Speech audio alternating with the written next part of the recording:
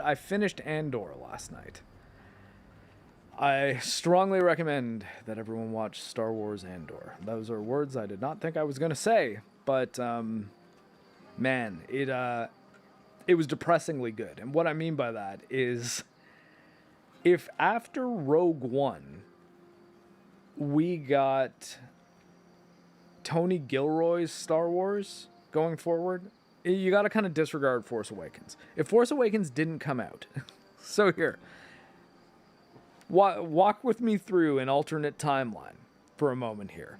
The Force Awakens did not happen, but Rogue One did. Okay?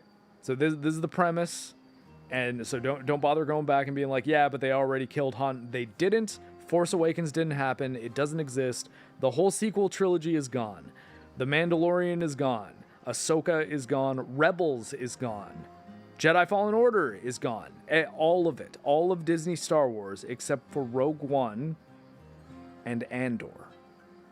And then going from there, Star Wars primarily took place in the period between Episode 3 and Episode 4 and dealt with the actual creation of the rebellion being told as grounded stories about characters who have motivations and feelings, and they change not easily either. They change through repeatedly being beaten down by the oppression of the empire, and finding that rebellious spirit within them to say no to the tyranny and fight back.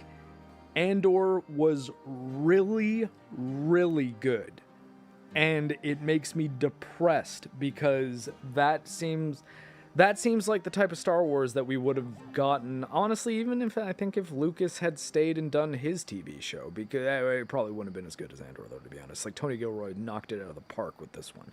Showrunner-wise, Gilroy, man, I want to rewatch The Bourne Legacy, the Jeremy Renner one, just because Tony Gilroy directed that. And I always did think it was pretty good.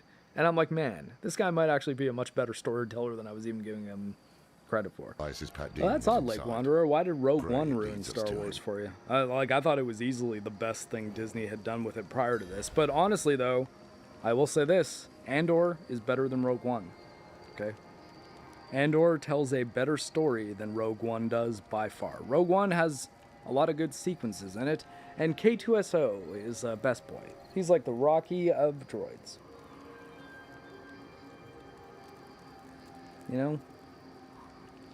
But, yeah.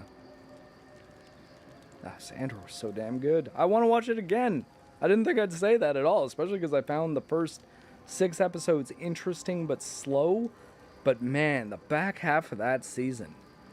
Oh, God, the whole prison break thing in Andor is so damn good. The guy that got to play the main villain of the sequel trilogy, at least for the first 2, was so forgettable in that because it was just a nothing character. He plays a hard labor camp prisoner for 3 episodes of Andor, maybe 4, and he's unbelievable. Like, he's very, very good. Okay, well, I mean, it definitely did change the story of Karl Katarn and Jan Ors, but you also gotta, like, understand that in this scenario I'm talking about, Disney still did take over. Okay, so Disney took over, they still did, I didn't say they kept the EU, I just said Force Awakens didn't happen. They're still doing their own canon, they're still being like, hey, we're just gonna make our own Star Wars stories going forward, and we're going to change some things and not be limited. I could see still being pissed, but if they said, okay, so what we've done is created stories with characters that, you know, like, that, like, it's again, like, Andy Serkis in the last half of the season is the perfect example, because he's not in it for very long. He's only in it for a few episodes, and he goes from being, oh man, I don't want to spoil it. But that's the thing, I want you to watch it. It's good enough that I'm like, yeah, I actually do think you guys should watch it.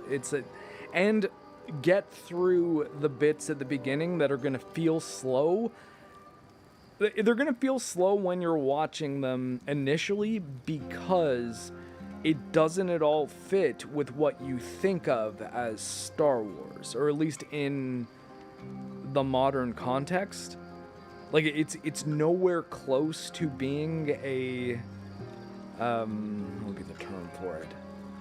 It's nowhere close to being a flashy memberberry festival, you know? There's no lightsabers. There's no Jedi. It's a world where Order 66 fucking worked, okay? Because there's not, like, there are rebels who are, basically Stellan Skarsgård, who, like, again, incredible actor, is playing a character who is like a proto-rebel spy who works with Forrest Whitaker's character from Rogue One, and is probably a darker rebel, like more of a cutthroat type guy, at least for most of the series. And it's about him basically trying to just do as much damage to the Empire as possible, but being smart about it. So he's not just constantly trying to strike and blow shit up. He comes up with plans, and it has long-term goals that involve a lot of moving parts with espionage and double agents and all sorts of crazy shit that he's setting up, and that's kind of what the rebellion is at the time this exists. And what this story is really about is the rebellion evolving from being just guys like Stellan Skarsgård's characters to most of the free people of the world, like most of the free-thinking people in the Star Wars universe. It's about them deciding that they're going to fight back against tyranny. Like, it's actually pretty cool. And it's like one of those things that you're just like, man, that is, like, this is the kind of, and it's even the kind of story that you're like, hey, the allegorical stuff that let's face it, lots of the people at Lucasfilm want to tell for their own cultural reasons, it's supported much better by this type of storytelling than whatever the fuck you're doing with the rest of Star Wars. I'll tell you that much. Because, you know what's, like, because you could say, oh, well, maybe all of the uprising stuff is an allegory for, you know, protests in America, like in 2020 or something like that. You'd be like, well, maybe, but also most people can relate to the concept of living under actual tyrannical oppression. And the Emperor, the Empire, is that. And you can see the things the Empire is doing to maintain that control and increase that control without gripping too fast too quickly. And you see how the people in the world, Andor included, are just kind of, I'm just trying to get by and ignore all this stuff. And you just see that his internal desire for freedom and to be left alone and to live in a world where he's not being oppressed by a tyrannical government, it becomes impossible for him to ignore, because they just start taking too much. The Empire starts pushing too far, and it starts waking the people up, and it's done really, really well. It's just like, man, how the hell did this come out of the same fucking studio who made Obi-Wan? Like, I don't get it. It's like, you guys had this? You had this just sitting there? And you could all watch it and be like, oh, yeah, we should really try a lot harder on The Mandalorian and Obi-Wan. And maybe we should only do those two. Because Boba Fett can come later if Mandalorian does well, okay? Ahsoka, we'll get to it whenever. But I can't imagine being an executive at Lucasfilm, watching The Mandalorian and watching Andor, and then saying, well, I mean, obviously the flashy one with the jokes. Like the one that's like a Marvel thing. I'd be like, what? Why don't we go with the one that's good? Like, you know, like, because watch them both and then think about what you're actually watching. Which one of them is actually good? Which one is a good story? And I'm honestly, I feel kind of strange because I'm just like, man, like, they just had that there? They all could have just watched it and been like, yeah, we could just tell character-driven stories about, grounded people existing in this world, and they could be relatable and inspiring, and and we can create our own new characters. They like, well, I mean, okay, you got to think. Okay, then Lake Wanderer, then remove Rogue One from the equation, because Andor is a prequel to Rogue One.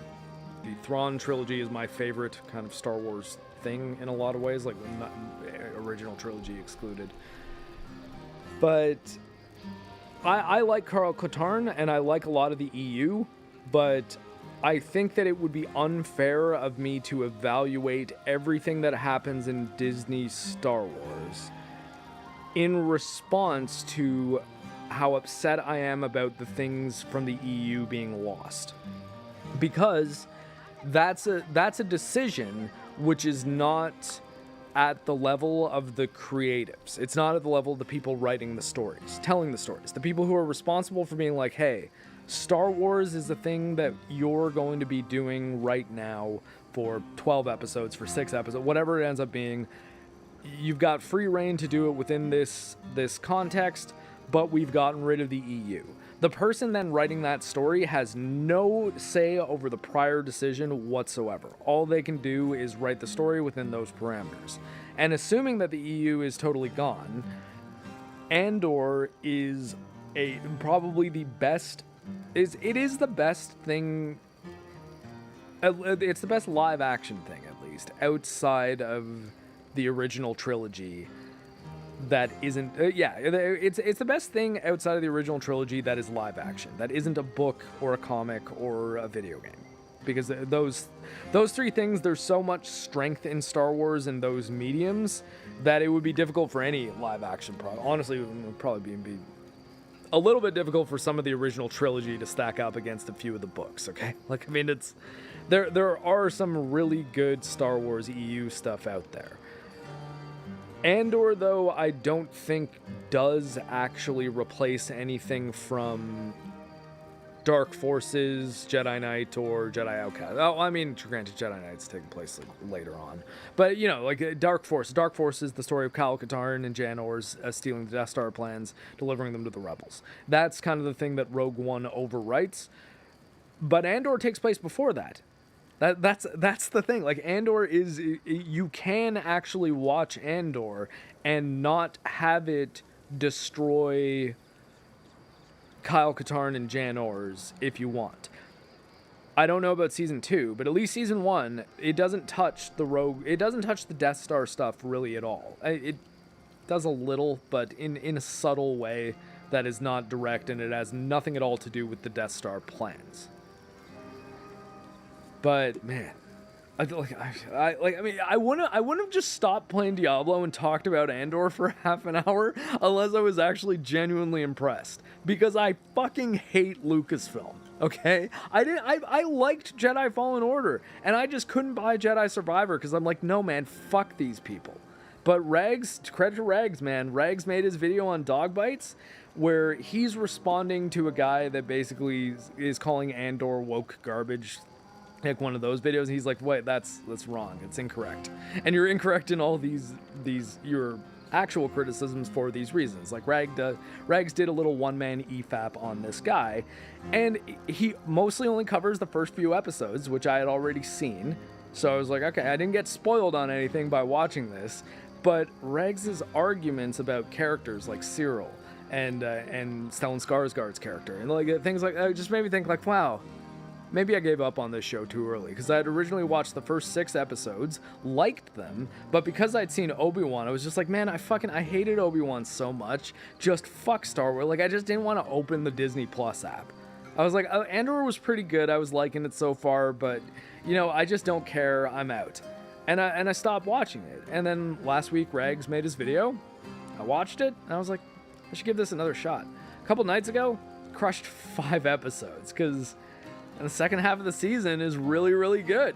And I was like, and it blew me away, because the second half of the season is way better than the first half. I thought the first half kind of like blew its load in episode 6. There's a big like heist sequence that's really cool. It's well done. It seems like they spent a lot of money on it.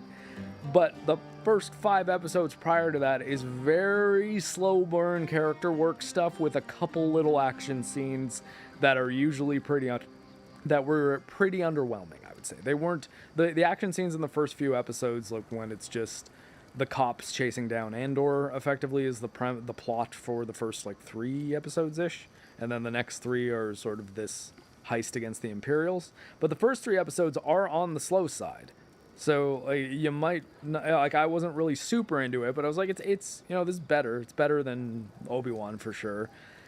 But I just gave up on it, and then yeah, crushed a bunch of episodes. The back half of the season when Andy Serkis shows up, really high quality stuff, man. Tons of EU to explore, but we got what we got. Yeah, I mean, I really hope. I do not want Disney to do anything with Revan. I really don't want them to put Revan in the High Republic, too, if they end up doing that. They're just like, well, see, we thought it would be a lot cooler if Revan was in the universe I have. And also, it's a demisexual person in a wheelchair now. And it's like, oh, come on, man. Like, Lucasfilm, just let Revan be in the video game all over. And let Knights of the Old Republic be the story of Revan. If you want to do a remake of it, I'm up for that. I don't like the idea of them wanting to do a remake which is not a CRPG. I really dislike that concept. I think that it should be a CRPG. Probably in the style of something like Baldur's Gate 3. I think that would be a really good idea. Maybe with a bit more of a snappy, action-inspired combat system, but nothing nearly as far as making it God of War or something, you know, like just chill. Make it a game where strategy is your primary weapon. I went back and I finished watching Andor, and oh, you did?